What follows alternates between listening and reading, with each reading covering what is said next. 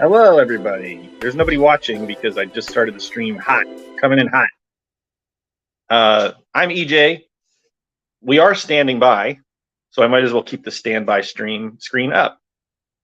But we are standing by, and just to explain to everybody who might be watching this as a VOD or who might be joining us now, this is going to be a movie night for the DSA, the Democratic Socialists of America. They have invited Luna, the illustrious Luna Oy, to share her wisdom and her insights and her perspective on the Vietnam. The event is being held for Vietnam Veterans Day, which is an U.S. America day of remembrance for Vietnam veterans. And I think the DSA International Committee has done a cool thing here by having a Vietnamese person come and share her perspective.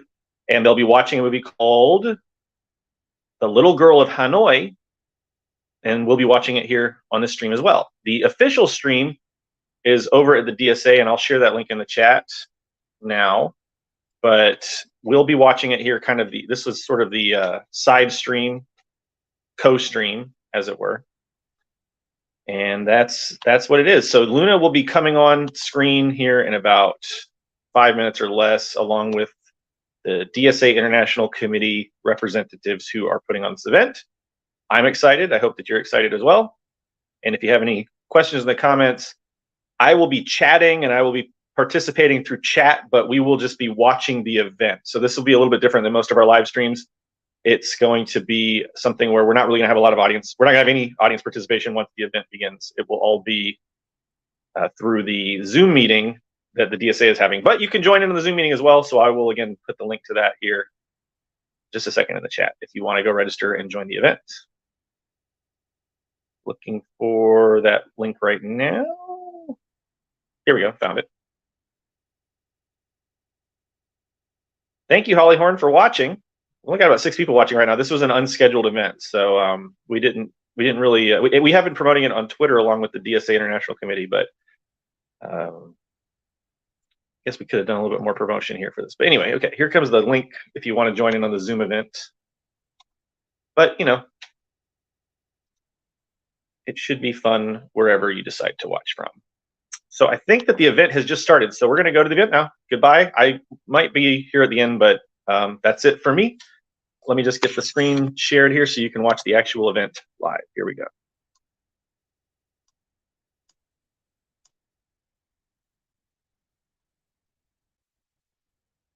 And please tell me if you can hear it or if you cannot hear it, so I can fix it if you can't hear it.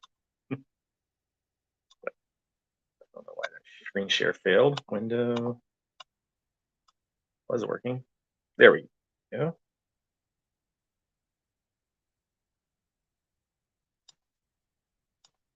Well, I'll just have to share my whole desktop, I guess. The browser can't access your screen.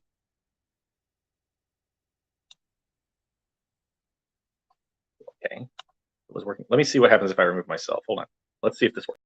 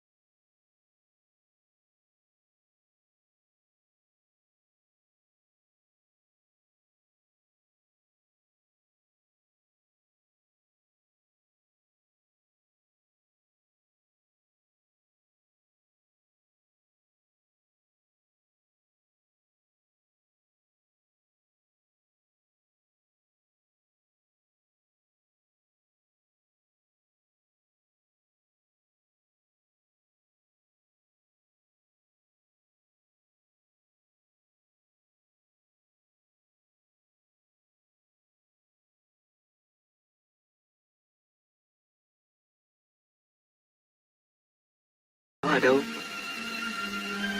Khâm Thiên à?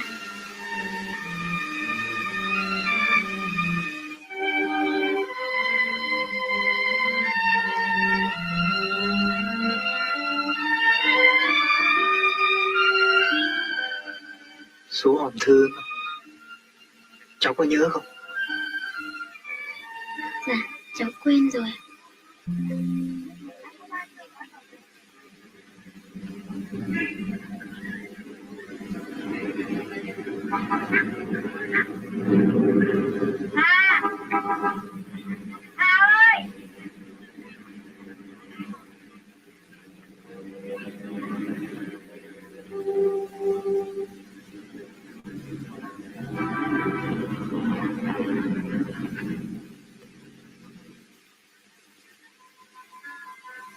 Nhà cháu ở lối ngõ chợ Khâm Thiên. Chú đã đến đấy bao giờ chưa? Gia đình cháu có 4 người. Bé Thì Dương và cháu. Mẹ cháu làm công nhân sắp chữa ở nhà máy in. Bố cháu là bộ đội tên lửa bảo vệ thủ đô. Như chú ấy, mỗi khi bố cháu được về thăm nhà thì phải biết, vui lắm cơ.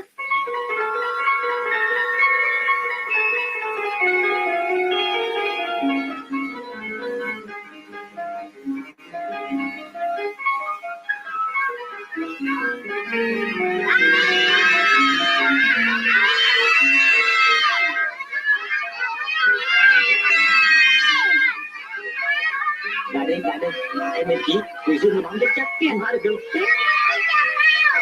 Chậm lại đứa kìa. Đứng lại các con. Nào, đứng lại đi.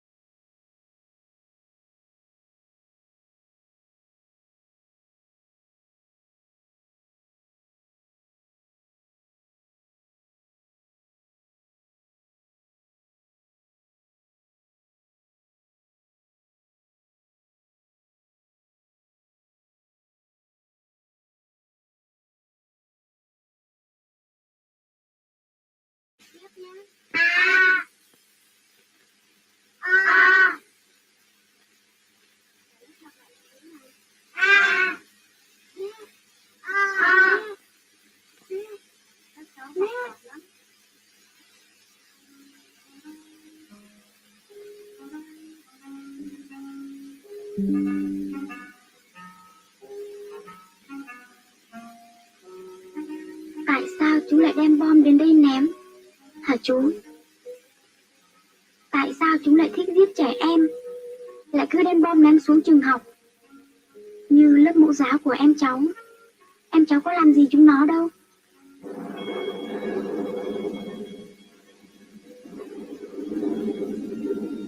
Những đêm chúng ném bom Hà Nội là cháu đã học ở nơi sơ tán. Mỗi khi nghe tiếng bom rền là cháu đã chạy lên con đê làng. Các thầy cô, các bạn cháu, ông bà chủ nhà đều không ai ngủ được. Suốt đêm đứng ở trên đê nhìn về Hà Nội. Ở đấy có mẹ cháu, có bé Thùy Dương. Thế là thế nào hả bạn? Hà Nội đấy.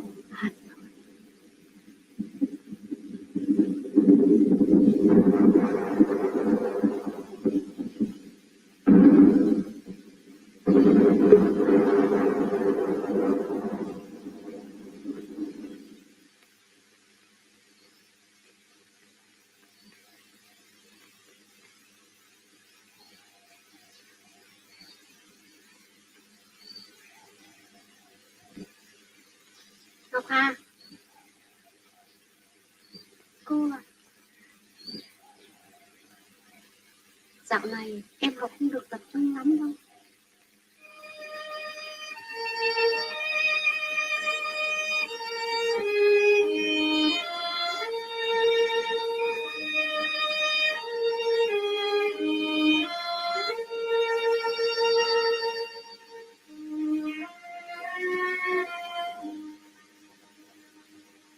Cô cho em nghỉ buổi tập hôm nay. Em nào có người nhà đến thăm kìa.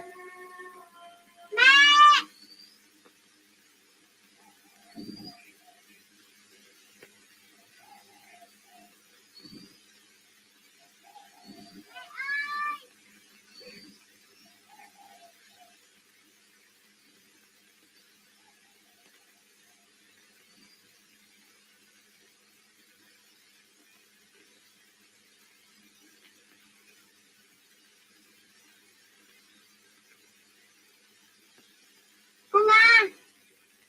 Cháu. À, của nhà cháu.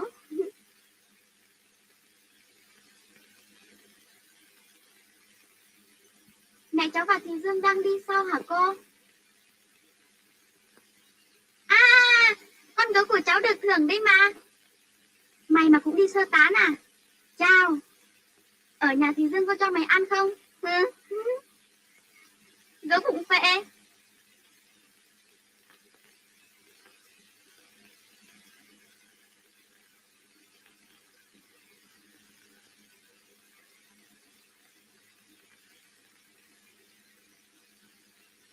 Cây gối của mẹ. Mẹ cháu có lên không, cô Nga?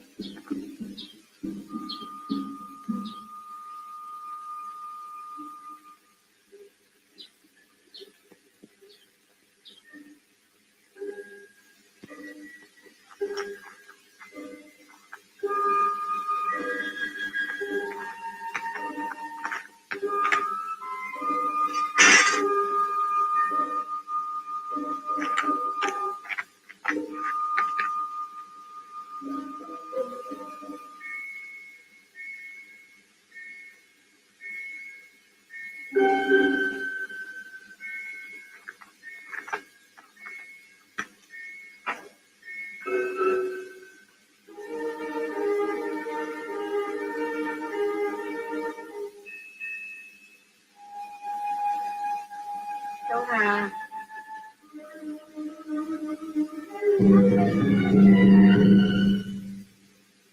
Nhà cháu đâu?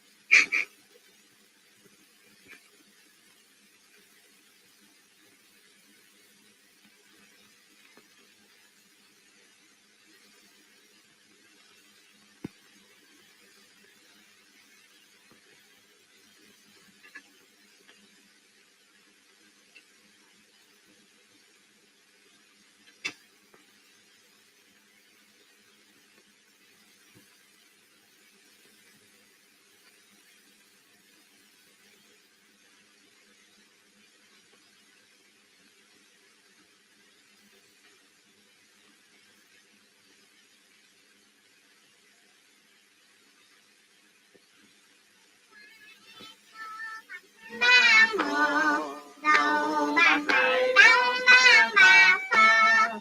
Em âu yếm một nơi na ta. Em vui múa là em vui hát. Hát bài Hồ Chí Minh muôn năm. Múa bài Hồ Chí Minh muôn năm. Đêm qua em lo ngắm Nam Hồ.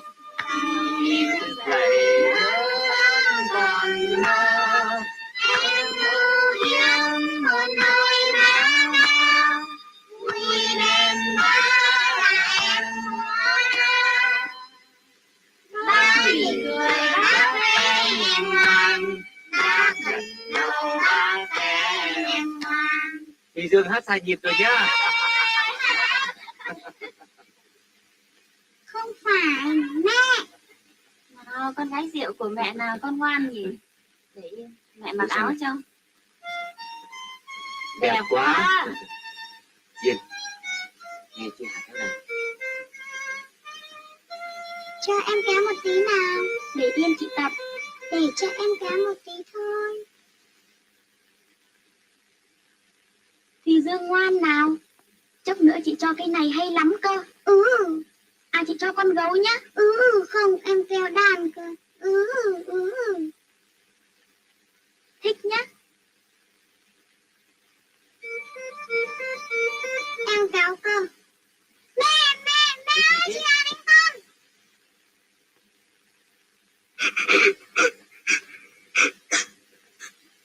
Chị Dương. Chị Hà đánh con bắt đèn một đèn. Thôi này. Bố làm con việc cho con xem nhé. Cạc. Bố làm nó đi. Cạc. Bố kể chuyện cổ tích cho con cơ. Chuyện gì nào? Chuyện ông vui ấy. À, ngày xưa có một ông vua tên là Lê Lợi. Sau khi đánh tan quân giặc xong, nhà vua đi chơi hồ.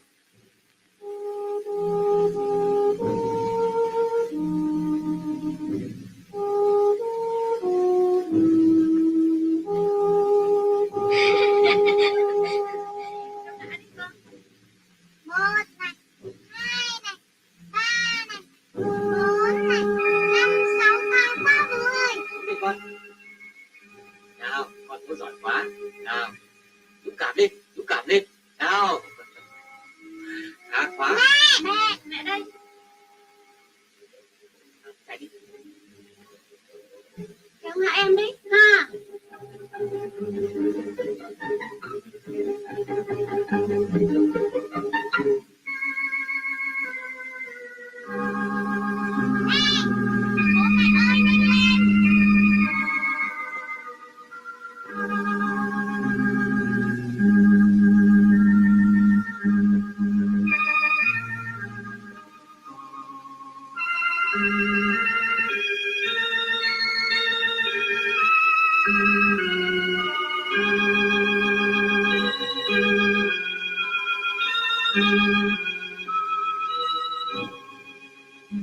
Bố ơi, sao rồi lại mang gươm? Đấy là gươm thần của Long Quân, trao cho nhà vua để đánh đuổi quân giặc con ạ. Ngày ấy, quân sĩ của ta đi đến đâu là giặc tan đến đây. Mỗi lần gươm thần vung lên, hào quang sáng rực, làm cho quân giặc khiếp vía kinh hồn, thua chạy tán loạn. Xưa kia, hồ rộng bao la, cây cối tùng, quanh năm chim chóc đến làm tổng. Có lẽ cây si cổ thụ này còn lại từ ngày ấy. Sau khi quân ta thắng trận, một hôm, nhà vua đi chơi hồ, giữa tiếng reo hò của quân sĩ.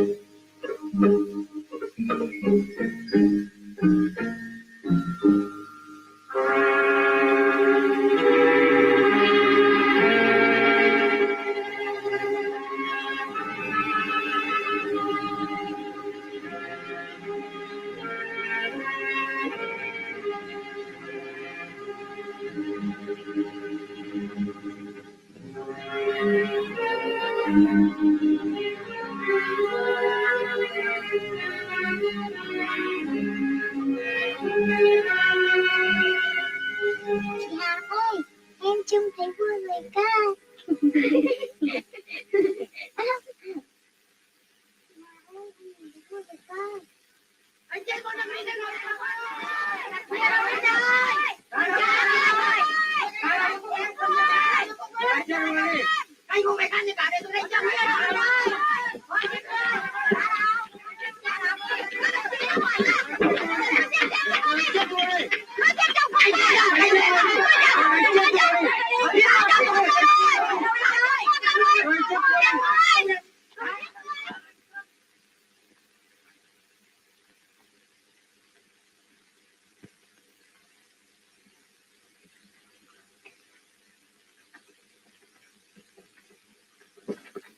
Đi ngay đây.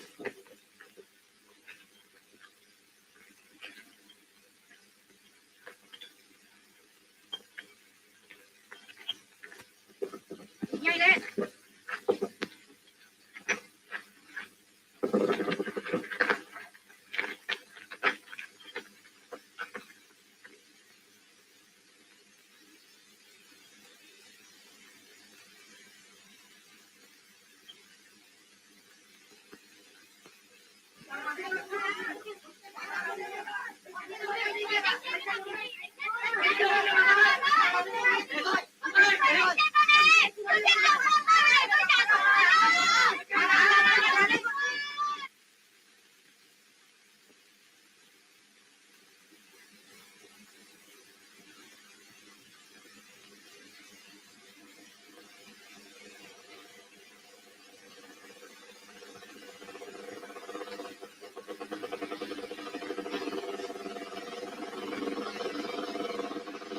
Em ở phố nào?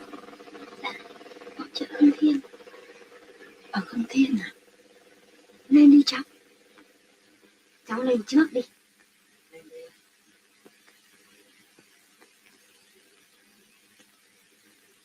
Cháu lên đi.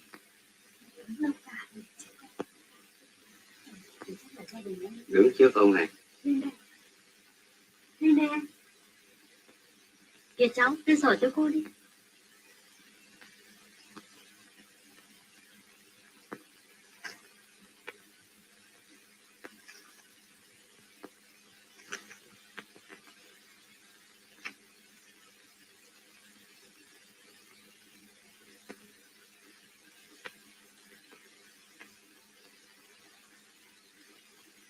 Nhà cháu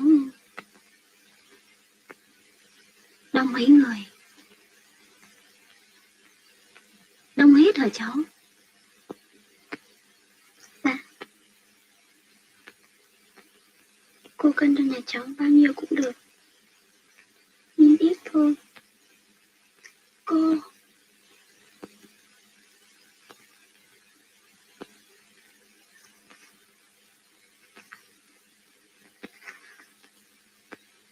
Cô đừng xóa tên mẹ cháu, em cháu. Cô đừng xóa. Cô biết rồi. Cô biết rồi.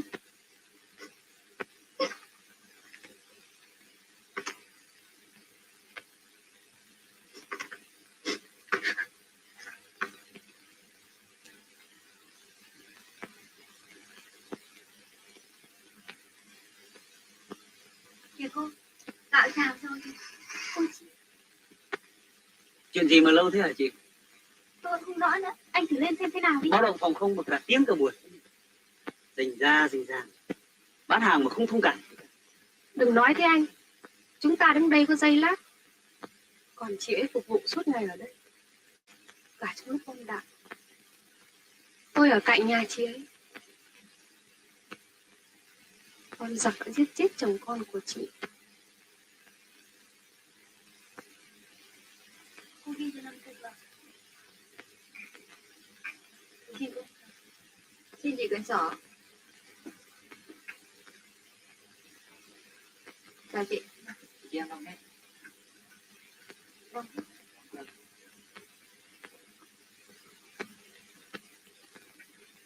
Còn túi này nữa anh ơi. Cảm ơn chị. Trả cô cái túi. Chị cho đong cả tháng. Xin cô.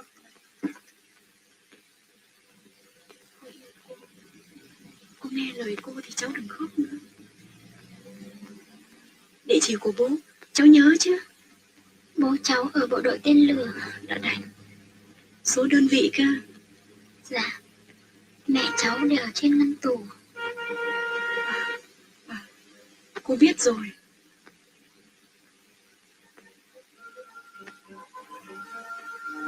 Phải giữ gìn sức khỏe cho nó. Cháu còn phải học nữa.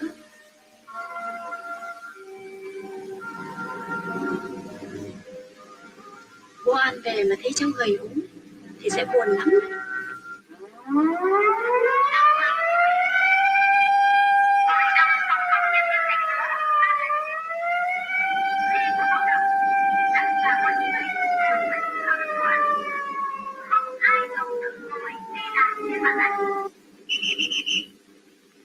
Ăn xuống. Hai mẹ con ăn xuống.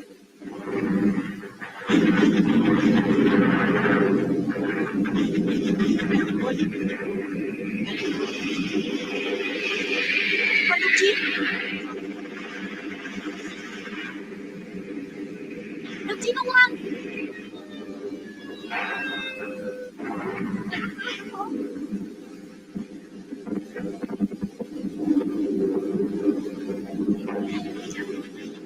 Trong túi có một cái áo dép và 2 bộ quần áo của công đoàn cơ quan mua cho cháu.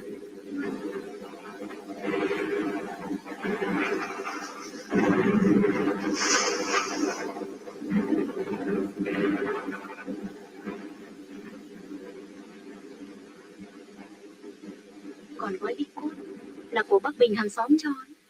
Hai mẹ con lên thôi. Hai mẹ con an toàn cả chứ. Bọn chúng bỏ chạy cả rồi.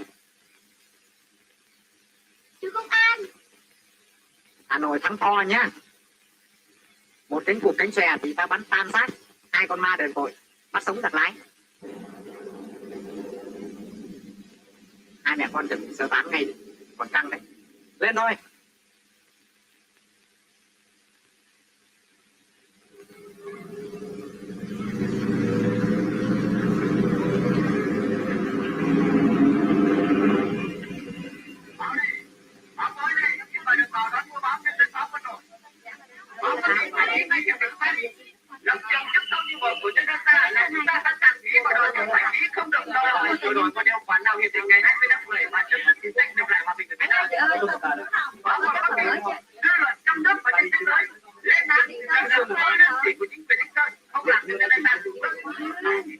Bác không mua được quân đội nào. Quân đội hôm nay lắm tiền hay lắm.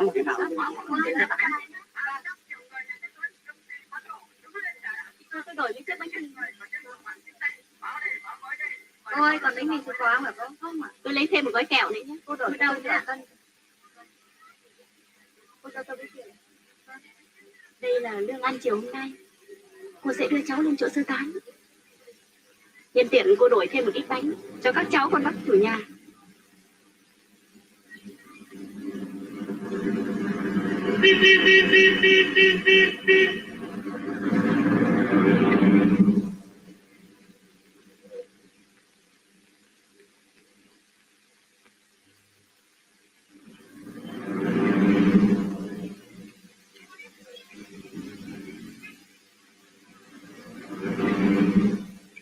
Xà phòng với thuốc đánh răng cô để ở trong túi nhé. Quân đội 97 đâu? Alo, tôi nghe đây. Địch có thể đánh vào toàn bộ hành quân, các đồng chí trong quân đội rất nhanh. Báo cáo. Đường hành quân phía trước có một chiếc cầu hẹp, mật độ xe cộ và người đi lại đông đặc. Mệnh lệnh của Bộ Chỉ huy đúng giờ quy định. Quân đội 97 thì chiến dịch xong thực hiện. Các đồng chí rõ chưa? Rõ. Báo cáo. Có gì khó khăn các đồng chí khắc phục nhé. Dạ. Không phải thế. Hiện nay trên xe tôi có một em bé gái. Sao? Một em bé? Vâng. Con của đồng chí à? Dạ không. Gặp em ở dọc đường. Đồng chí không đùa với bom đạn đấy chứ? Đồng chí không hiểu rằng trong lúc này để một em bé ngồi trong xe là rất nguy hiểm hay sao? Tôi có lỗi. Tôi xin nhận trách nhiệm về việc làm của mình. Đây là đứa con trong binh chủng. Em đang đi tìm bố. Gia đình em bị bom ở Khâm Thiên. Cho cháu xuống. Cháu làm sao thế? Chú cho cháu xuống. Ngọc Hà. Alo 97 đâu? Alo, 97 đây. Về thực hiện đồng chí nhớ cho người đưa em bé về bộ tư lệnh ngay. Rõ. Chú ý trên đường đi. Cho cháu bé một cẩn thận nhé. Rõ.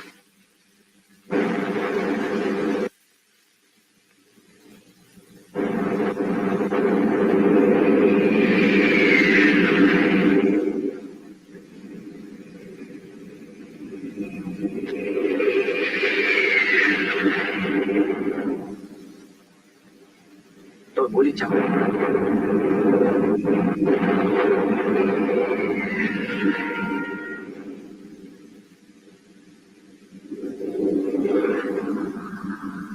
Sau hôm về Hà Nội, cô Nga lại đưa cháu về tận trường ở nơi sơ tán, chú ạ. Em về cô ạ. Em về nhé.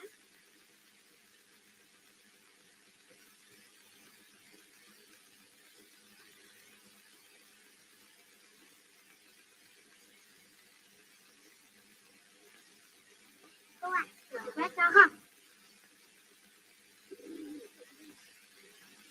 Ta bảo thôi mà, cứ để đấy cho các em nó làm cho. Cái tí thần tình đâu rồi, đi lấy suối cho chị Hà. Sao ăn mau lên chị Hà, mau lên chị Hà. Cứ để đấy cho bác. Cô giáo bảo đi chuối đi cho cháu Hà Lan với. Bà mãi chẳng được. Đấy, con ăn mẹ đi nha. Cô này. Ăn chuối đi Ngọc Hà. Em cắt chăng? Tị này. Cái Tí này. Em lấy quần này đâu. Em mang cho chị Hà chứ.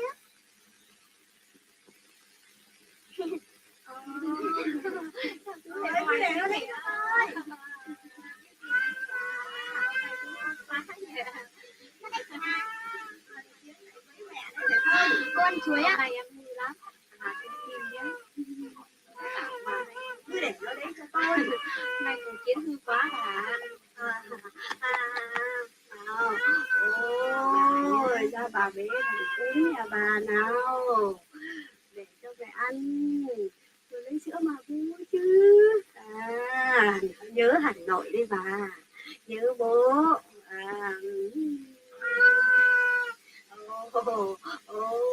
Này, chà, bố cái thằng Nick Trơn này, nó cứ rình để nó bắt nạt cháu bà này. Cháu bà mà lớn lên thì nó đừng hỏng mà thoát này. Bác để cháu bế cho.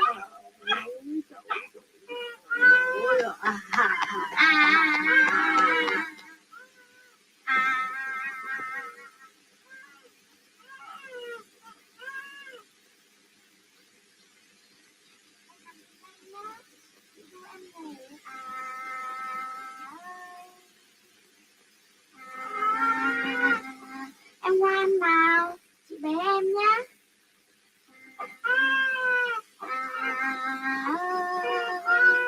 Em ơi em ngủ cho ngoan, sang canh trăng lặn chờ tan mẹ về.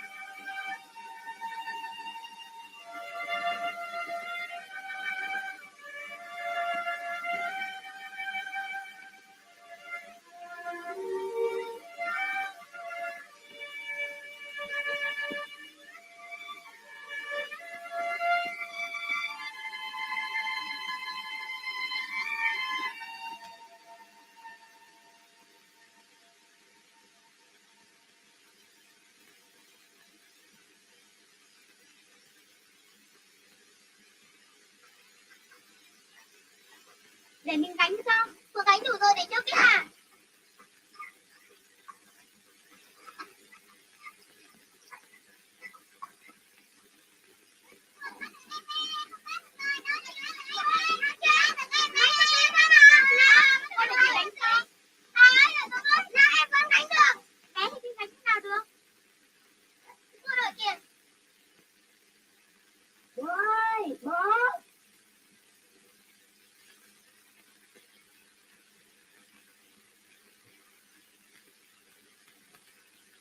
Đừng khóc. Đừng khóc nữa con. Con thương mẹ, thương em. Con đừng khóc. Con phải giữ gìn sức khỏe để học hành. Con thấy bố mới yên tâm. Bố chỉ còn có một mình con.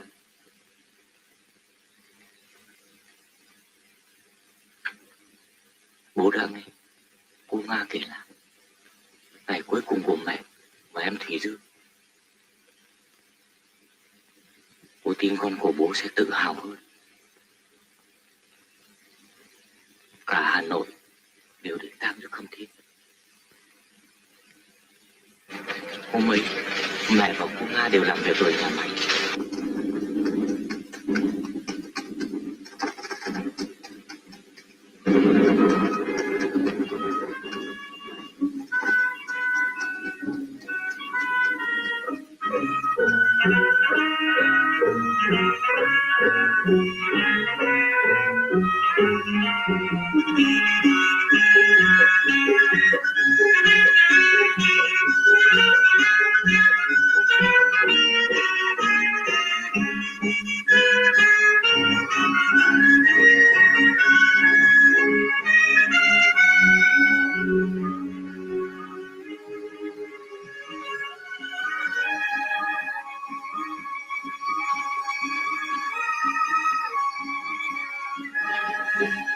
Sau khi ở nhà mẹ con về gần đến đất mẫu rào thì có báo động. Một loạt bom nổ ngay trước mặt, trúng ngay vào một vườn trẻ.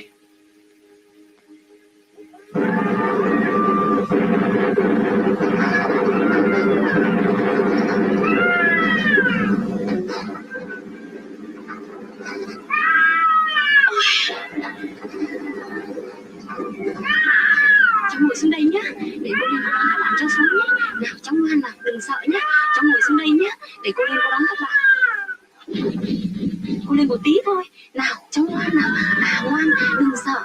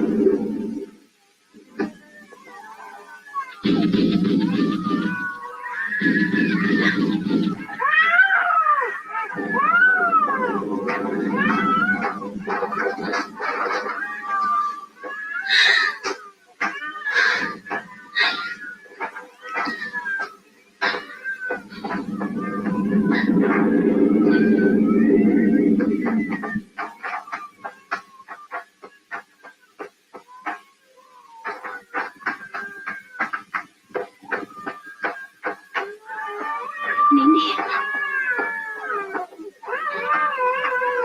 Nín đi cháu.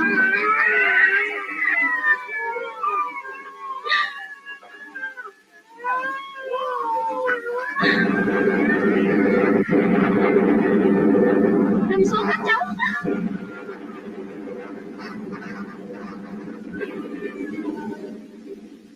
Mẹ con đã hy sinh hôm nay. Còn các em bé đều được các cô chú cứu thoát. Lớp mẫu giáo của Thủy Dương cũng bị bom sập hết. Bố không tìm thấy em.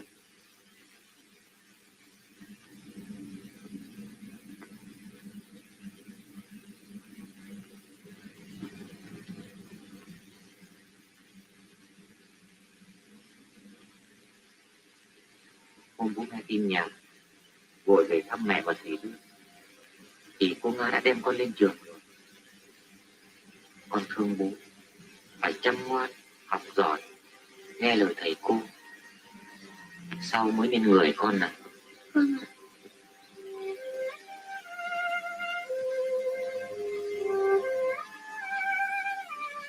Bố đã thu xếp mọi điều cho con ở lại trường. Con cứ yên tâm mà ăn học con nhé. Chủ nhật bố phải lên đây với con cơ. Ấy, nó vấp ngã con.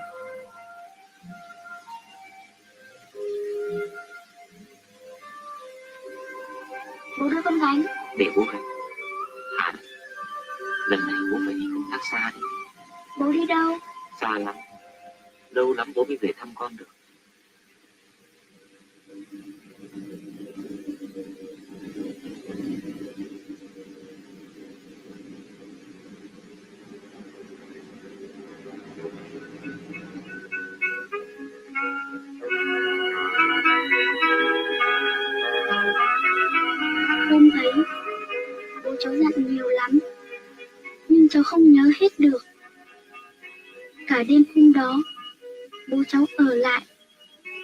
chỉ ngồi lặng nhìn cháu ngủ, không chợp mắt được một chút nào. Cháu muốn thức với bố, nhưng bố không nghe.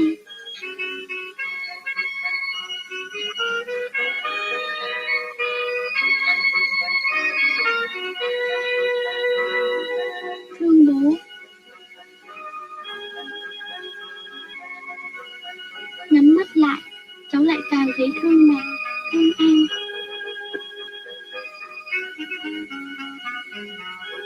Và thật bất ngờ chú ạ, khi bố cháu vừa đi được mấy hôm thì cháu nhận được tin em Thùy Dương.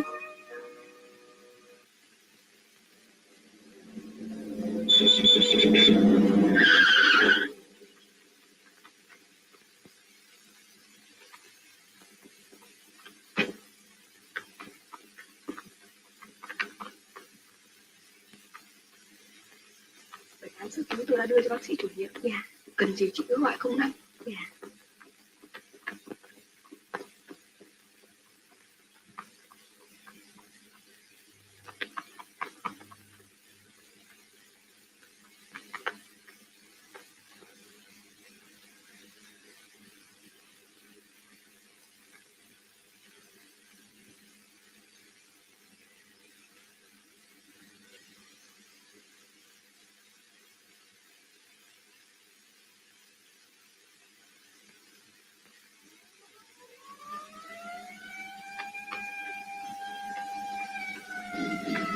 Đồng chí ơi, có phải em bé? Không phải đâu.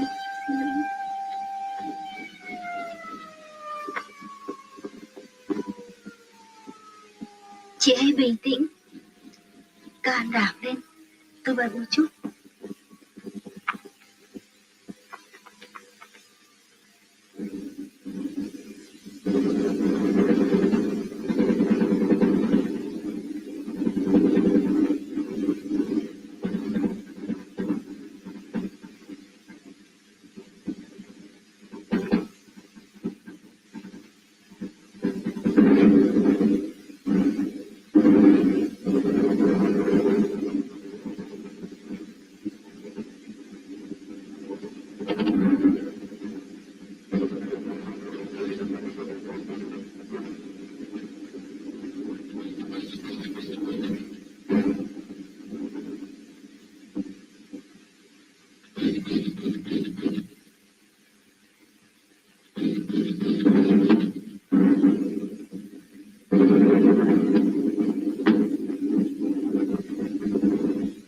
Chị cứ yên tâm, em bé có hy vọng đấy. Tôi cũng là mẹ. Không, tôi không. Chị ấy tin rằng tôi rất thông cảm với chị. Nếu con tôi lớn, tôi cũng sẽ sẵn sàng cho nó sang Việt Nam.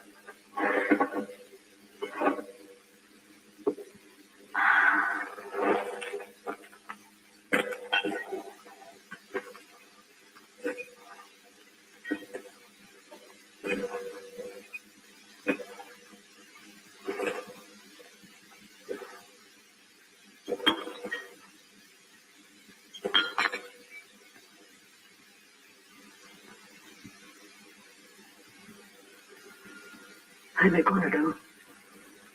Còn sống không? Nói đi.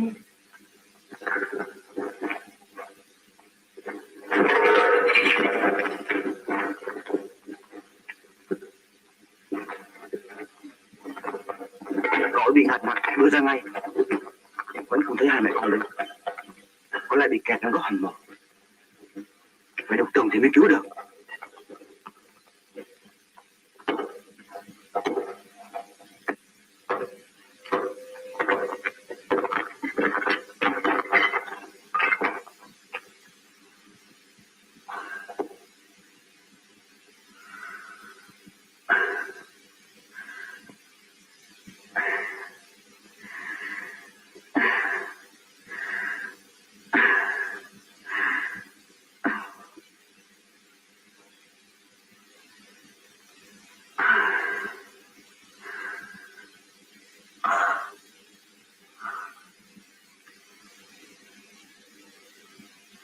Chết mất. Cô lên đây! Ai vào đây? Cô lên đây! Cô lên! Ai đây? Hai mẹ con ở trong đó. Tìm thấy ai đây? Ở bên trong không có cách nào vào được. Nguy ơi! Ông chị đâu?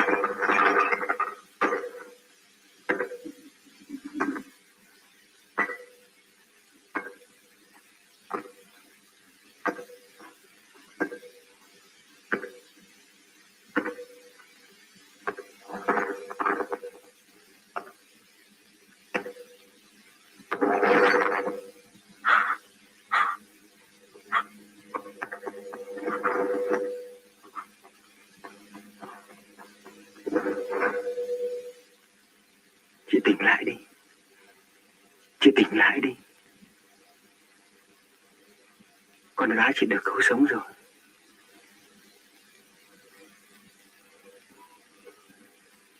Cháu sẽ được cứu sống chị ạ.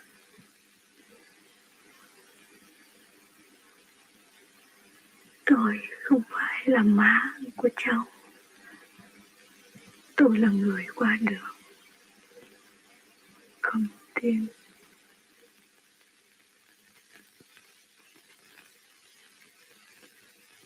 Đây là tất cả đồ đạc của chị ấy.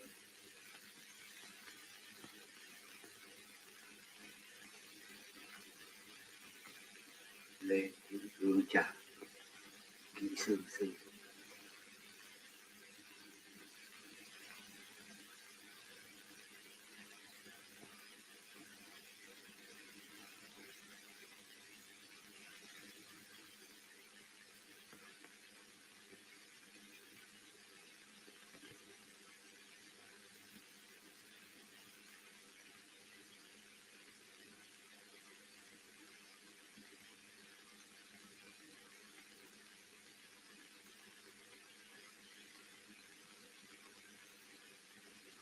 Chị ấy còn có một bức thư chưa gửi bác ạ.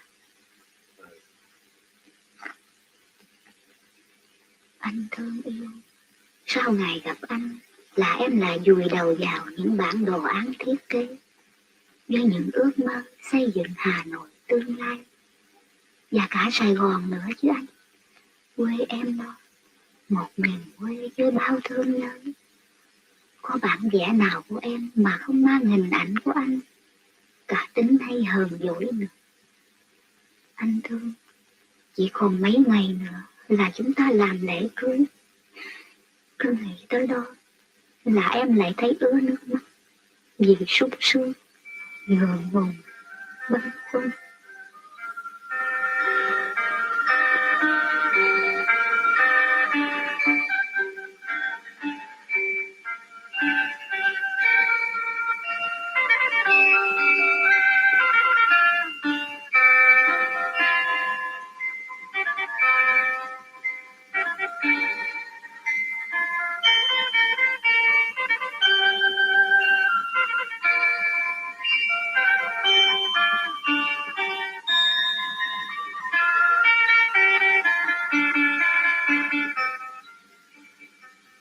cháu đi tìm bố cháu để báo tin cho bố cháu mừng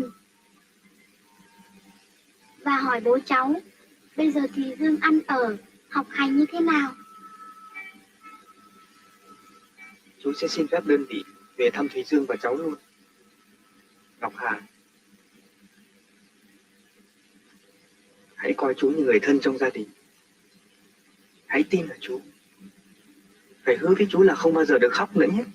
Không, cháu không khóc đâu, tự dưng đấy. Bao giờ cháu được gặp bố? Ngọc Hà, thế nào chú cũng tìm ra địa chỉ của bố cháu. Có thể bố cháu đang chiến đấu ở nơi xa. Chú sẽ đưa cháu về bộ tư lệnh. Bác Chính ủy sẽ rất thương yêu cháu và bé Thùy Dương. Alo, 97 đâu? Alo, tôi nghe đây. Dạ. Quân đội 97 đã về tới vị trí chiến đấu chưa? Báo cáo đại tá tư lệnh, đoàn xe chúng tôi đang đi vào trận địa. Đêm nay chuẩn bị âm mưu đánh phá ác liệt của Hà Nội. Vậy lệnh, các đơn vị tên lửa bảo vệ thủ đô sẵn sàng chiến đấu trong mọi tình huống. Đồng chí nói chưa? Rõ.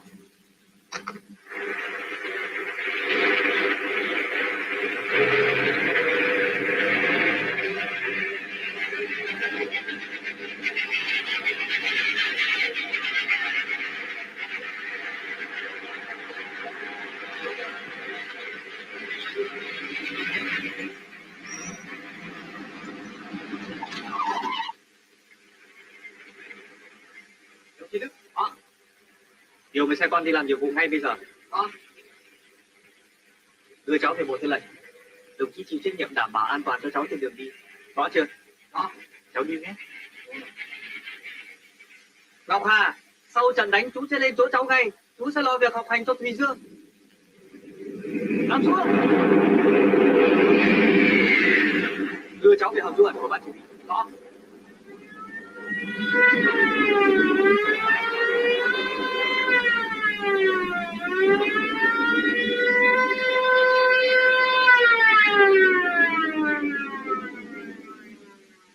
Chín bảy sẵn sàng. Kiểm tra chức năng gọn. Mở máy. Kiểm tra chức năng gọn. Không, không. Đi xong. Chuẩn bị đạn. Nhất đủ. Lại kiểm tra xong. 3 giây sẵn sàng chiến đấu.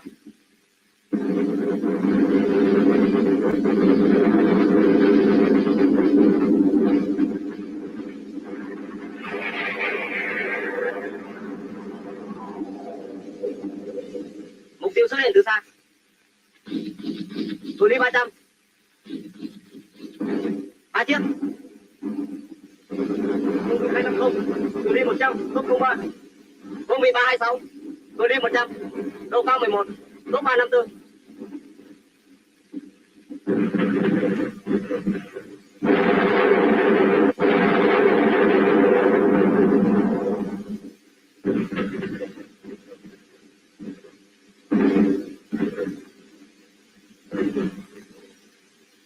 Thu nhiêu? Phương vị 180 270. Phương vị 180 270. Độ cao 11. Thu nhiêu? Phương vị 315. Mục tiêu vào đều. Cự ly 100, 170. Độ cao 11. 180, 38, 200, 36, 210, 34, 220, 32. Mục tiêu bay thẳng vào. Không ạ. Tập trung tiêu diệt tốc 05. Phương vị 225. Cự ly 32. Độ cao 11. Nhấn đô.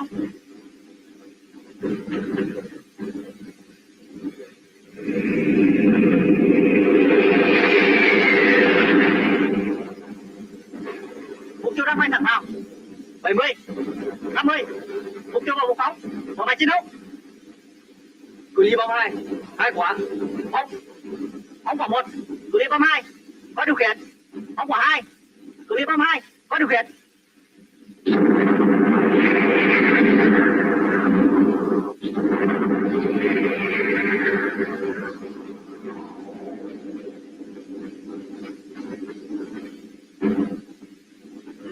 Theo dõi đạn.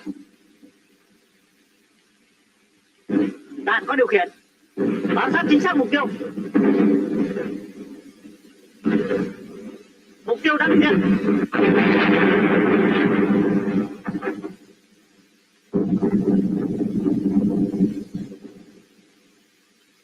B52 cháu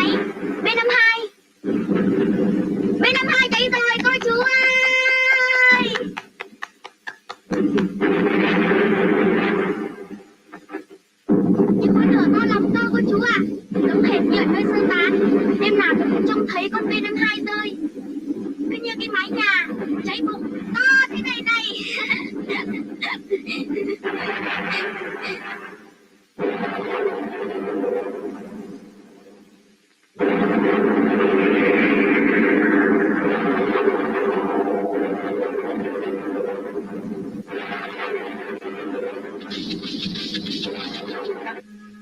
Hà Nội, Hải Phòng là một số thành phố xí nghiệp có thể bị đàn áp. Song nhân dân Việt Nam quyết không sợ. Không có gì quý hơn độc lập tự do. Đến ngày thắng lợi, nhân dân ta sẽ xây dựng lại đất nước ta đàng hoàng hơn, to đẹp hơn.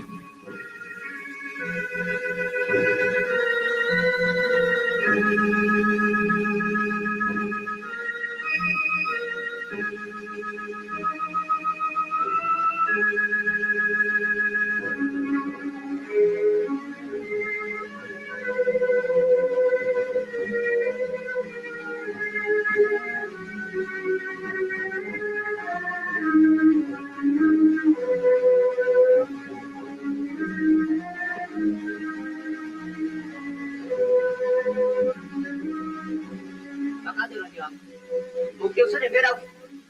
Kịp chiến đấu chú ý. Các tốp mới xuất hiện. Chuẩn bị chiến đấu. Phương vị 040. Cự ly 45. Nâng cao thế. Nâng cao thế. Mục tiêu bay vào. 01. Cự ly 50. 200. Chúng ta 11. Chú ý. Chuẩn bị đánh. Alo, 97 đâu? Tôi đây. Báo cáo. Địch đang đánh vào 97. Rất tiếc có các đồng chí đang được bảo vệ. Có đồng chí nào bị thương không? Có một chiến sĩ bị thương. Đã cho đi cấp cứu. Nói cho em bé rời khỏi trận địa chứ. Dạ. Báo cáo. Không kịp. Nhưng đã đưa em xuống hầm. Chú đau lắm không? Có lần cháu cũng bị ngã gãy tay. Tay này này. Vì chạy máy bay đêm mà. Đau ghê lắm cơ. Cháu khóc. Mẹ cháu cũng khóc. Thương mẹ, cháu không khóc nữa. 97 đâu? Alo, tôi nghe đây ạ. Sao ạ? Chú ý phương án 2. Rõ. Các đồng chí, không quân ta đã xuất kích. Chú ý phương án 2.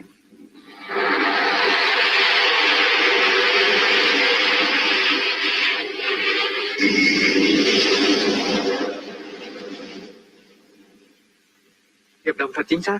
Bắt đầu mục tiêu, đề nghị chốt tiêu diệt. Kiểm tra.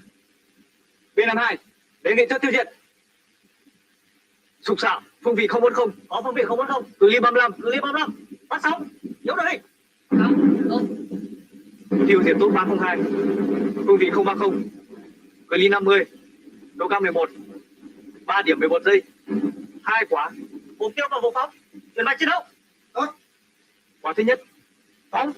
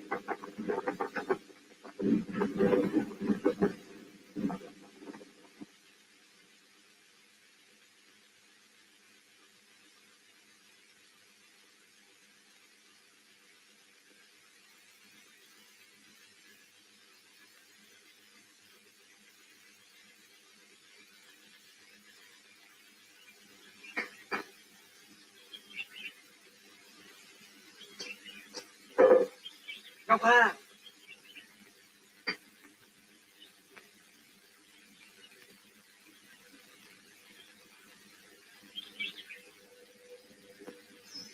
Ngọc Hà.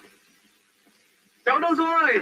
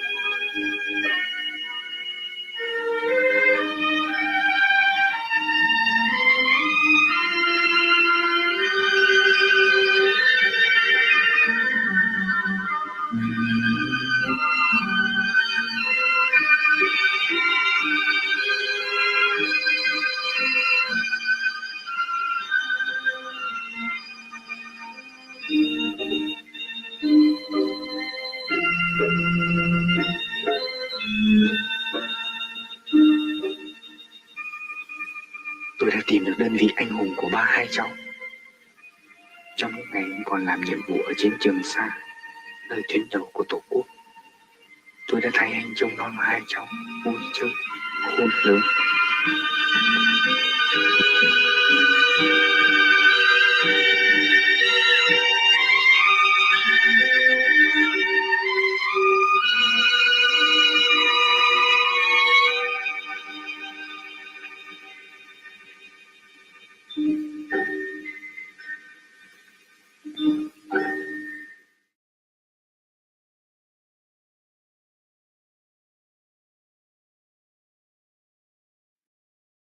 Wow. Recording in progress. Wow. Thanks everyone for watching that. I'm just curious. If folks could put their initial immediate reactions to the film in the chat. I know I'm definitely feeling things after that. But just like give folks, I think you'll give folks just a few seconds for us to transition from what we just saw into the discussion portion as well. Yeah, this movie is definitely very emotional. Well, Luna, as people are putting their reactions in the chat, what's your immediate reaction to the film? And maybe if you could say, why you thought this was an appropriate one for today. Why is this movie a valuable one for Americans to see on Vietnam War Veterans Day? So I watched this movie when I was a little girl, and it got a lot of emotion from me, and I felt like I was watching the life of my mother, my own mother, because that girl's age was about my mother's age. And she was also being bombed by the U.S. bombs when she was 10 in her hometown, in my hometown, Thanh Hóa.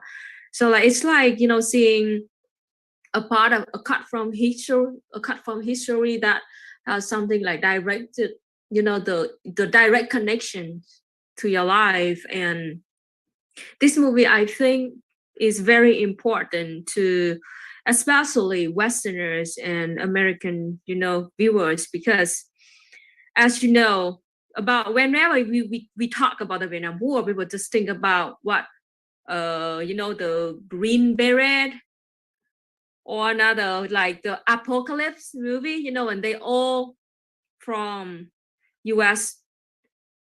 narrative, the U.S. perspective. And this movie shows you the actual real perspective from real Vietnamese war, innocent Vietnamese war, not just soldiers, not just grown-ups who fought in the war, who knew why they were in this and what were they fighting for. This movie showed the life of children, the life of innocent people who affected by this war. Like the girl in the movie asked, she didn't understand why they, the USA, bombed us, why they kept bombing the schools where my younger sister was studying. Why did it happen?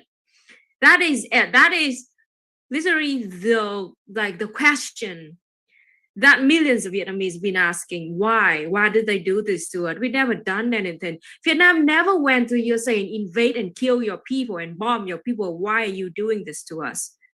And this is a very hard, tough, rough truth about the brutal war that we had to fight. We were dragged into this war. We didn't have any choice. We didn't start this war, and millions of us were killed by those bombs and napalms and Agent Orange and bullets. And yeah, I want to show you this movie specifically because this is the narrative that you've been missing in the West. The narrative of innocent people, innocent children, innocent kids that were heavily affected by this American war. Absolutely, Luna. And judging from the comments in the chat, I think I think this film did achieve that.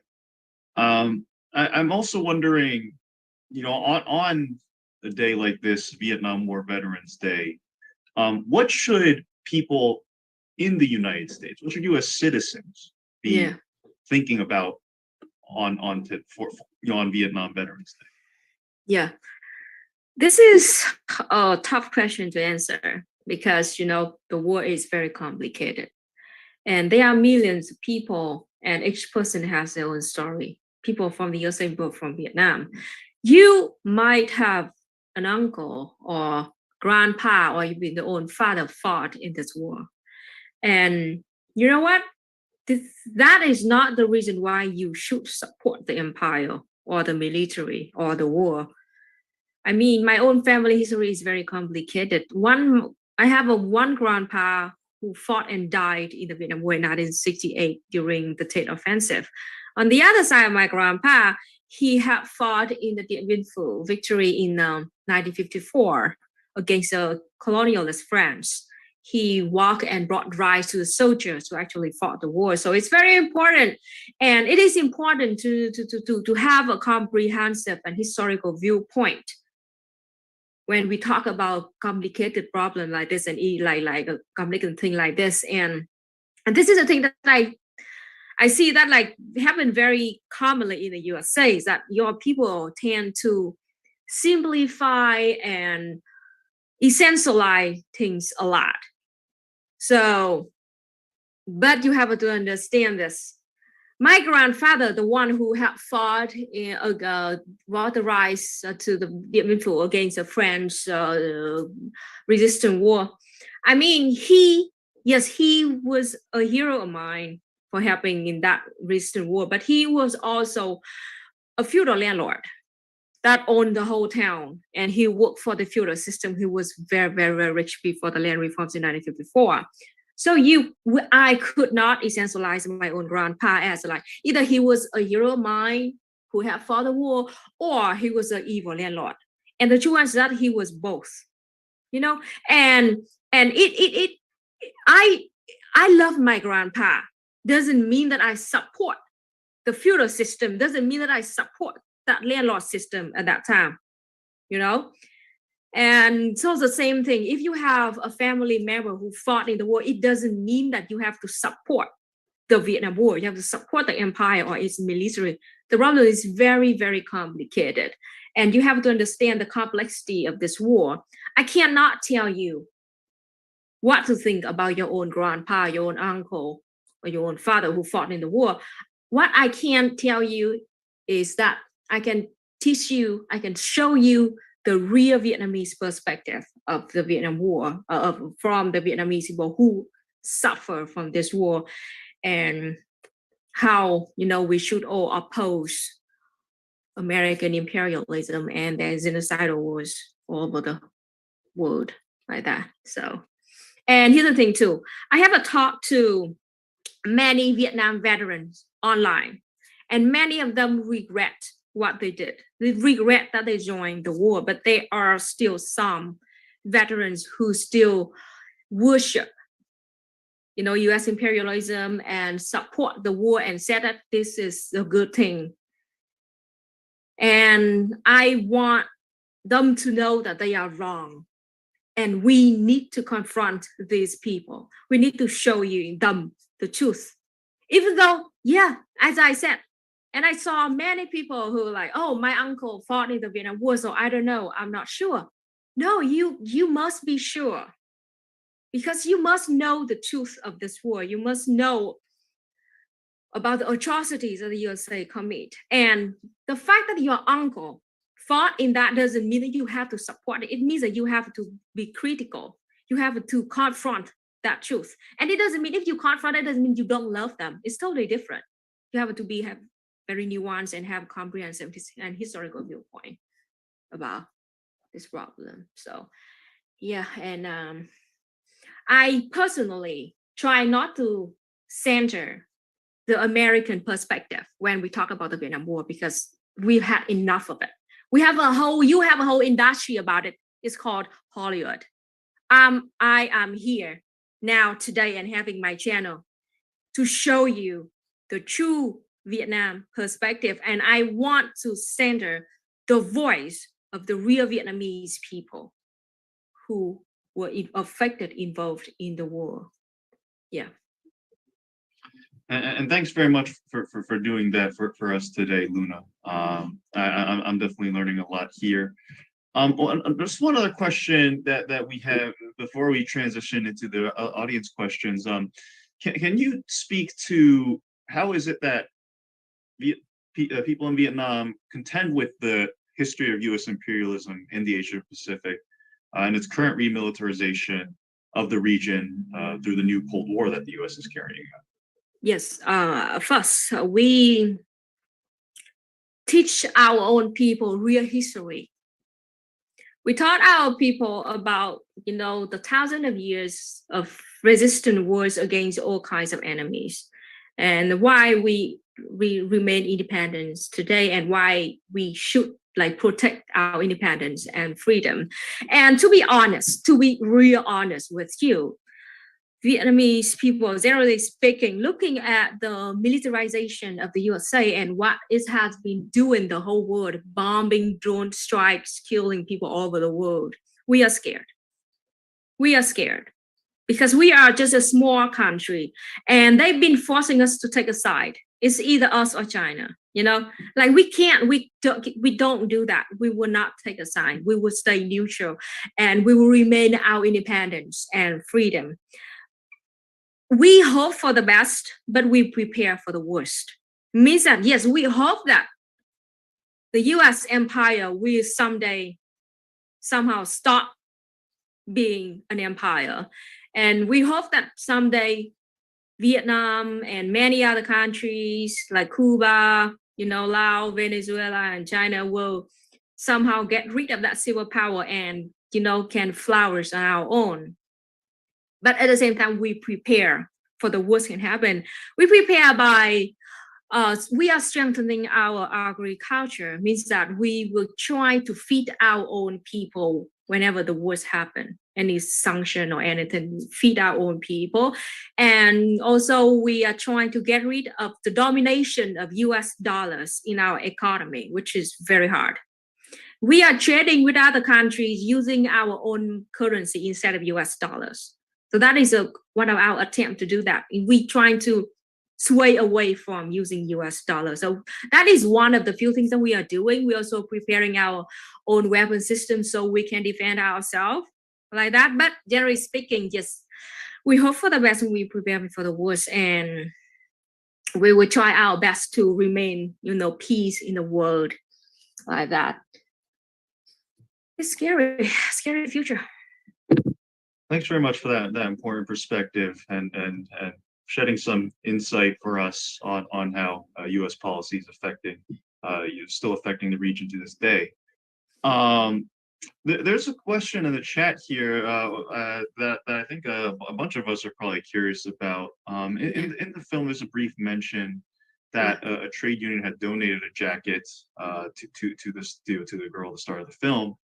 Are you able to speak more to what was the function of trade unions or labor-related organizing during the war?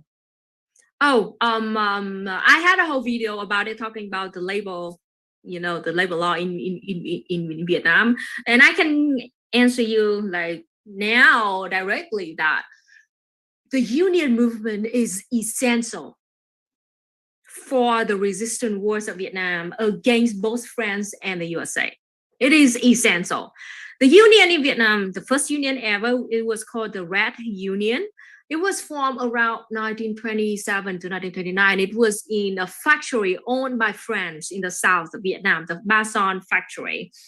And from that, they became the core part of the Communist Party of Vietnam, and then the whole Liberation Army of Vietnam. It was the unions were the place where people got radicalized. They understand the truth of capitalism. They understand the nature of capitalism, which was, exploitation of the capitalists. They learned racism coming from the French owners, and from that they got exposed to communism and socialism and why we need to join together to find this war. And can only win if we unite together.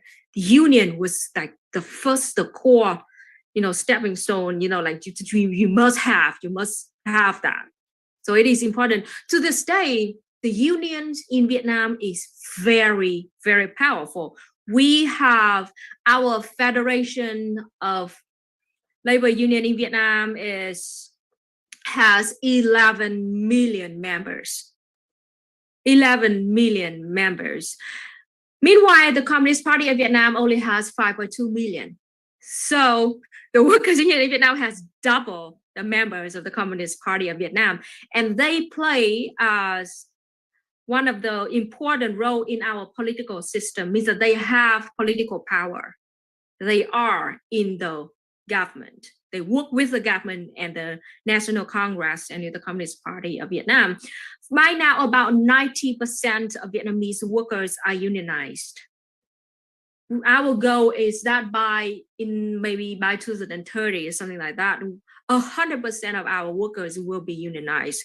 And it is written in the law in Vietnam that in any company that has more than 5 workers want to form a union, there must be a union. And that union must be independent from the company, and they have a direct help from the local government, like they equal, and actually the system of workers union in Vietnam is more like syndicalism, means that we have a grassroots union, and then we have the local like district union, and then we have a provincial union, have a national union. At the same time, we have a trade union that we have about 20 trade unions that cover 20 sectors of our industry. Means that one worker can be in multiple unions. One worker can be in this grassroots union, can also join the own district union, can also join that sector of industry that they work for. Multiple like that. And they vote for their leaders and they vote for their, National Union Congress. So it's pretty amazing and pretty powerful. Wow. Trying to imagine what that system could possibly look like in the U.S. I know our society will look real different if anything close to that. Yeah. There's another question here in the chat that's been asked now, I think by 2 people. So I want to ask this one. Yeah. Can you say a little bit more about the terms of the treaty that ended the war, and specifically the debt payments that were made between the United States, between Vietnam and the United States after it? Yeah. So this is a story, a truth that not many people know about that. Not many at all, because they, the U.S. propaganda system, again, the mainstream media or your education system, try to hide the truth. So the movie talk about the bombing raids in Hanoi in December 1972. And because the U.S. lost in this bombing raids, they had to serious and sign the Paris Agreement in January 1973, right? And after that, they had to agree to start withdrawing U.S. troops out of Vietnam. And from 1973 to 1975, they slowly withdrawing the U.S. troops. But at the same time, they still aided the puppet regime in the south of Vietnam. They aided them even more because they technically, according to the Paris Agreement, the U.S. troops could not fight directly, so they aided the puppet regime. They used Vietnamese people to fight against Vietnamese people, but the puppet regime was so bad at fighting that it took us just 2 more years to completely defeat them in 1975. But this is how the story started, because the puppet regime lost, and we took over the government, and the north and south of Vietnam united. The U.S. was very sour about this, and they couldn't accept the fact that they lost. They lost to this country on the other side of the earth. They forced Vietnamese government, the newly born Vietnamese government, to pay back the debt of the puppet regime that they funded themselves. They aided themselves, and now they lost. So they forced the North government of Vietnam to pay back that debt. And it was $145 million. It was a huge amount of money of Vietnam at that time, especially. It is big money now, but it was huge, massive at that time. Vietnam was bombed back to the Stone Age. You saw the movies, the real footage of our city. This is the capital city of Vietnam, supposed to be, Washington D.C. of the USA. And imagine your capital city will bomb back to the Stone Age like that. We were desperate. We had nothing. Our people were starving to death. And then we had to pay $145 million back to the country that did that to us. The amount of irony in this story. But we could not refuse this because the US, they had the power, they had the money, and they had the weapons, and they had the soft power to take control of the United Nations. And if we did not agree to pay that debt back, we would be sanctioned heavily by the USA. Even though the USA still sanctioned us all the way until 2006. They still. But then, so here's the thing. They asked us to pay back the debt in 1975. We kind of ignore it, like we're busy rebuilding our country. But then around 1994, when Vietnam was under heavy, comprehensive US sanctions, we were desperate. The US went back again and they asked us, hey, you need to pay this. If you pay this debt back, we will think about not sanctioning you anymore. So we had to agree to pay that back officially in 1990s, around 1994. And it took us until 2019, which was just 3-4 years ago. It took us until 2019 to pay all of that debt back. That is a story, and it's really irony, like so funny. While we were still paying the debt, the ridiculous debt back to the USA, on the other hand, they just use their media, power, mainstream media to scream, like to make up some posing like, oh, Vietnamese people love America right now. Vietnam and America have a great relationship right now. Vietnam actually love capitalism. On the other hand, they force us to pay that debt back. You know the irony here. Yes, we pay that, and yeah, it is like how the USA just control the narrative in the media all the way through. Wow, thank you for that context, Luna. That's really shocking and disgusting stuff. Related to what you were saying at the end of there was a question asked earlier on about the perception of the U.S. there. I don't want to center Vietnamese perspectives, but I think this would probably be valuable for our audience to understand as well. How has the perception of the U.S. in Vietnam changed from 1972 until now? And what do you see as driving those views, whether hostile, neutral, or even more positive? So this is a thing that I guess most of the USians, the Americans will not get. Vietnamese people, we are forgiving people, but we will not forget. We will not forget, but we are forgiving people. I personally met with a lot of Vietnamese veterans who fought in the Vietnam War against Americans. And I personally met the personal secretary of Võ Nguyên Giáp, the great zero of Vietnam who have Vietnam War against. I met him in real life because he happened to be my dermatologist when I had skin problem. I came there and I saw a huge picture of him with Võ Nguyên Giáp in his office. So like, oh, excuse me, is that you up there? So like, yeah, I was the secretary. And like, what, really? And then, yeah, that is freaking true story, man. And then I was so excited, and I went there with my partner, like EJ, right? And he talked about, the Vietnam War and how he feels like deeply sorry about that. He didn't know what to fix it, but like he deeply sorry. You know what? That secretary of Võ Nguyên Giáp, the doctor, just say like, he just smiled, say like, don't worry. We should, Vietnamese people we already move on. We put the past aside, and Vietnam and USA now have a good relationship with each other, and already move on. So you don't need to, to think about it and to feel like too guilty about it, because like we already move on. And there's another side story that I want to add into that is that according to our own history of 1,000 years of fighting for our independence, we had many enemies. We fought against colonialist friends for 100 years.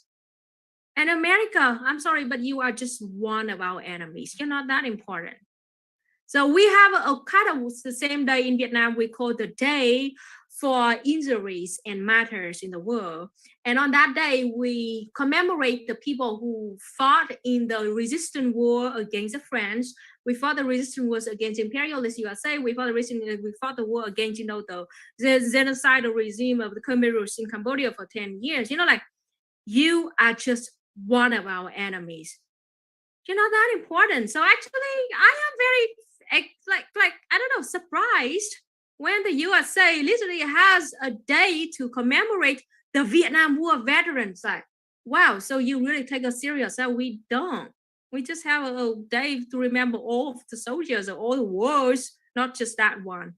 So yeah, actually, yeah, just long story short, you're not that important, so don't feel too bad about it. You should really focus on how to, help your own people, rebuild your own country, and build your own movement here. Thank you for those wise words, Luna, and the insight. I think we have time for maybe one, maybe two more questions here. Sure. I'm trying to figure. Yeah, I'm sorry we can't get to all of them. These are all really good questions, very valuable. I know. I know. See if we can, I wish we could have more time. I really wish we could too. Maybe we'll do a part 2 at some point. Absolutely. Not to shoehorn you into that, Luna. But one other question here, I think would be insightful for us. What was the scale of the discussion of Vietnam from the war? I think we may have a bit of a scale of that, but especially though, how did Vietnam rebuild after the war between then up until now? I could write a whole essay about it or shoot a whole documentary about it, but long story short, after the war in 1975, Vietnam spent 10 years trying to do the subsidizing model following Stalin and the USSR. At that time, what we did was that we trying to eliminate currency and monetary system. We use food stamps instead of money. So as you saw in the movie, the girl used some kind of a book to go and get her rice, right? That is a system that we use. So like when you volunteer to work on a farm, your own farm, or the families, or the village farm, or the factory, or something like that, then the factory and the local government will work together and assign you some kind of food stamps, not really food stamps, but I mean, you can understand, you get the point, right? So people would keep that book, like the rice book, and then, the meat book, and then the other household stuff book. And they brought that book every month whenever they need to the government stores and grab those back for their living. My mom lived like that for 10 years. We did that from 1975 to 1985, and we failed. I'm sorry, but we failed. We had, at that time, this is one of the biggest mistakes that we did, to be honest. We were too dogmatist about it. We were not practical. Vietnam was a country that was bombed back to the Stone Age. We didn't have nothing, and at the same time, we were sanctioned by the rest of the world because we dared to end the existence of the genocidal regime of the Khmer Rouge. And the whole United Nations, and I had a whole video about it already, the whole United Nations took that as an excuse to sanction Vietnam even more. At the time, there were mostly 2 countries that have Vietnam. It was Cuba and it was Laos. Cuba was a country that donated vaccines and medicines to Vietnam. And Laos was the one who secretly traded with us so we can get more food and, MSG and cooking oil and clothes. At that time, that the USSR and the China split, the Sino-Soviet split. So we could not ask for any help from both of them. So that was the most of the country. It was a very, very tough time for Vietnam. Domestically, we were devastated. Our people were starving to death. Talking about the foreign affairs, we were sanctioned. And even our 2 friends, Laos and Cuba has been under US sanction even to this day. And Laos is the most bombed country, and we were devastated. So that was why in 1986, we had to revise our decision. In that National Congress meeting in that year, we admit that we did wrong. We were too dogmatist and we were not practical. We did not understand our material conditions and we made the wrong big mistake. That was why we decided to have a đổi mới renovation, or you can đổi mới reforms. It means that we had to open our country, our economy, so we can borrow money from the IMF and the World Bank. He can borrow money. We could not ask money for free. No, we can borrow money from the IMF and the World Bank so we can rebuild our country. We had to do that so we can persuade the USA to stop sanctioning us. We had to open our economy we had to expose our country to US imperialism so we can have money to feed our own people. That is a very tough choice that Vietnam had to make. And lots of people, especially people from USA, they don't understand this. They thought that Vietnam abandoned and betrayed communism and socialism for opening that. They don't understand why we had to do that. We spent 10 years trying to do and to build our dream, and we failed, and we were facing the consequence of millions of us starving to death. My mom could starve to death in the 1980s if Vietnam didn't open our economy. And that is a tough choice. And we understand that we would expose our country to US imperialism, but we had to do in order to save millions. But this is a tough decision for anybody, because like running a whole country is not easy, especially running a country that dare to follow socialism, while the USA still remain as an empire, control the whole world. So yeah, and to this day, Vietnam called our economy socialist-oriented market economy. Both socialism and capitalism exist in our own country, and I also have a whole video explaining about it. It's Vietnam Socialist on my channel, so you can go and check it out. But what I'm telling you right now is that Vietnam now is one of the fastest economy in Asia, fastest growing economy in Asia. It means that we are doing something right. We are facing a lot of problems. I'm not saying we are perfect. No, we are a long way to be a utopia. We have so many problems. We just a baby step ahead on building socialism in our country. It is very tough. And what I'm been telling you is this. I don't want you to just follow exactly our steps, because every different country has their own material conditions, whole different story in different society. The reason why I'm here and having my channel is that I show you what we did and what we are doing, so you can look at us and learn lessons from it. Yes, we made mistakes. We also had some achievement. Look at us, learn from us, and build your own movement. Do not asking you to copy exactly what we do, because we're not perfect. We made mistakes. Learn from our mistakes and learn from our achievement too. And that is why I want, because the DSA is one of the biggest party of socialist people in the USA. I hope that you can educate your own people, can lead your own people, can have a movement to have your own people look at countries like Vietnam, look at what we did right and what we did wrong at the same time. Learn from it, have your own, and be knowing this. You will make mistakes. But as Ho Chi Minh said, we are not afraid of making mistakes. The thing that we should be afraid of is that we making mistakes, but we do not fix it. That is the thing that we should be scared of. So you go do it. You have to learn theory. By the way, talking about theory, this is the book that I just translated. Please go read. This is the theory part. Vietnam, this is theory coming from the country that actually won the wars against France and the USA. Learn from this. This is a theory. And then apply that theory into real life. Learn what works and what don't work. And then apply that what work into your movement. I really hope, because you are the one who live right in the belly of the beast. You have to fight the fight. We already won our fight and we are building it. But because the USA still exists, the empire still exists, we're still being oppressed by it, and you are here. You are our biggest hope. And I really hope that the DSA can have a strong movement. And what you do, what you build, the movement that you build will not only just beneficial to your own people, it is beneficial to the rest of the world, especially to Vietnamese people. Thank you so much, Luna. I know we're just out of time here. I promise we won't disappoint you, but I'm sorry. There's just one more question here. Yes. I gotta ask this. If you don't gotta, if that's opposed to the chat, this was just too good.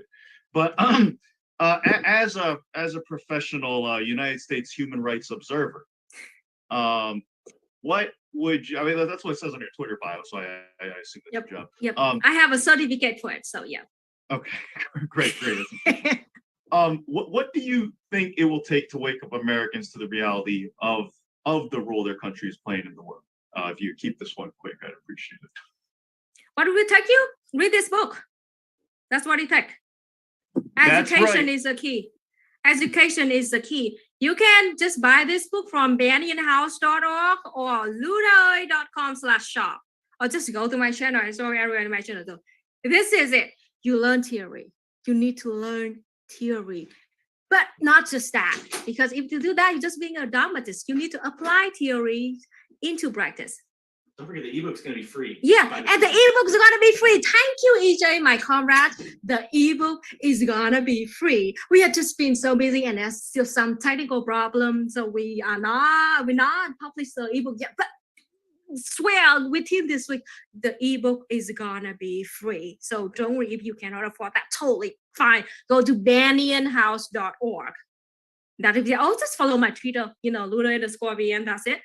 Learn theory, and then learn history. Learn the true history. Do not learn the whitewash version. I'm sorry, like a bunch of historians, I just don't want to name any names. But anyway, learn the true history from actual perspective of the victims of the US empire. Learn the truth, learn theory, and then apply that into real life. Go organize. You organize. You have to go out there to start the change. Reading is just the first step. The second and one important step is to have to go out there and make the change. That is the most important. Yeah. Well, that sounds like a game plan. It sounds like we got some things to do after this call event. So I just really want to thank you again, Luna, and really can't thank you enough for your time, your generosity here, and your insight. Thanks also to the members of the International Committee who provided tech support and streaming for this event. Really deeply grateful. I'll just name y'all Ron, Gerard, and Ryan. Thank you all for your efforts. And thank you very much to EJ for providing additional technical support as well. And finally, of course, the biggest thank you of all here goes out to our audience. Thank you for participating. Thank you for spreading the word. And together, I know we're going to do big things. The link to Luna's book is in the chat. And you can also join the IC by going to dsaic.org/apply. So I'm going to drop a link in the chat. I appreciate it. Other than that, thank you all for joining us on this Vietnam War Veterans Remembrance Day, and looking forward to seeing y'all in the fight, and also seeing some nice reviews of this book hopefully go out on the internet as well. Exactly. Thank you so much, everybody. Yes. Absolutely. Yeah. See y'all in the fight, comrades. This was great. Looking forward to seeing y'all soon. Take care. Yeah. Bye, everybody. Hi, everybody. Okay, so sorry about the technical problems at the beginning.